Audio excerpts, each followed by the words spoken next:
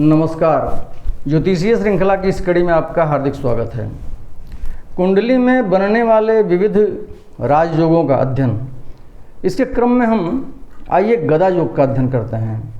गदा योग का निर्माण कैसे होता है और जातक पर इसका क्या प्रभाव पड़ता है। गदा योग को विद्वानों ने दो तरह से परिभाषित किया है।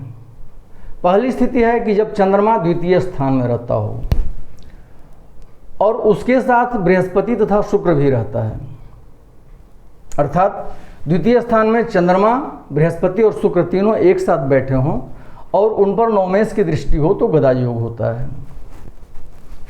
पहला क्या स्थिति है कि चंद्रमा द्वितीय स्थान में बैठा हो, बृहस्पति और शुक्र भी इसके साथ बैठे हों।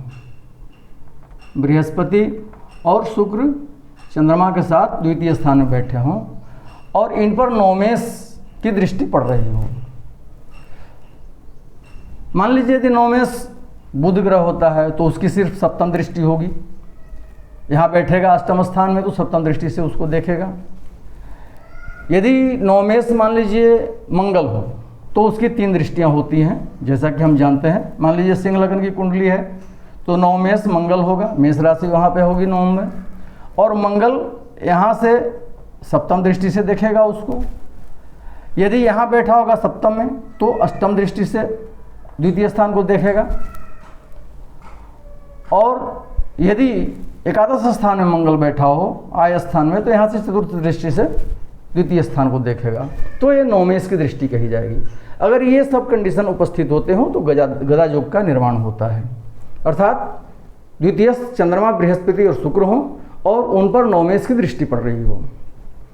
दूसरी स्थिति क्या है कि जब सभी ग्रह दो समीपस्थ केंद्रों में ही बैठे हों तो गदा योग होता है। सभी ग्रह का मतलब 7 प्रकाशक ग्रह जो होते हैं उनको हम लेते हैं सभी ग्रहों में, राहु और केतु को छोड़कर। यदि सभी ग्रह जो हैं प्रकाशक ग्रह समीपस्थ केंद्र में बैठे हों, मान लीजिए लग्न में या चतुर्थ में बैठा हो, चतुर्थ या सप्तम में बैठा हो, सप्तम या दशम में बैठा हो, सप्तम और दशम में बैठा हो, और दशम और लग्न में बैठा हो, इस तरह से समीप वाले में इसमें नहीं। यदि सातों ग्रह इन सिर्फ 2 केंद्रों में बैठे हों जो नज़दीक के केंद्र हैं, या इनमें और इनमें बैठा हो तो गदा योग का निर्माण होता है। अब हम इनके फल के बारे में जानते हैं। यदि गदा योग का निर्माण होता है कुंडली में तो जातक पर क्या क्या प्रभाव पड़ता है। ऐसा जातक अनेक शास्त्रों का अध्ययन करने वाला, प्रचंड रूप वाला, वैर रखने वाला, शत्रुजनों से रहित और स्त्री तथा आभूषण आदि से सुख पाने वाला होता है। गदा योग के प्रभाव से जातक शारीरिक बल वाला होता है तथा उसमें साहस का भाव पाया जाता है। ऐसा जातक विद्वान होता है, वह अपनी मेहनत पर विश्वास रखता है तथा अपनी मेहनत के बल पर धनी होता है। गदा योग से युक्त जातक जोखिम लेकर कार्य करना पसंद करता है। वह आशावान होकर आगे बढ़ते रहने की प्रेरणा पाता है। ऐसा जातक अपने पुरुषार्थ से अपना भाग्य निर्मित करता है।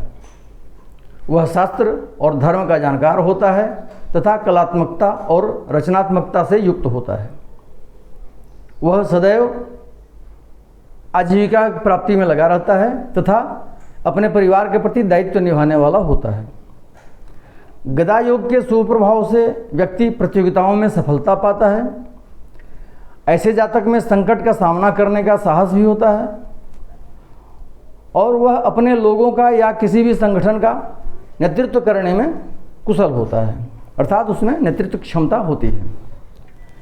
अगले वीडियो में हम कुछ और योगों को लेकर के उपस्थित होंगे।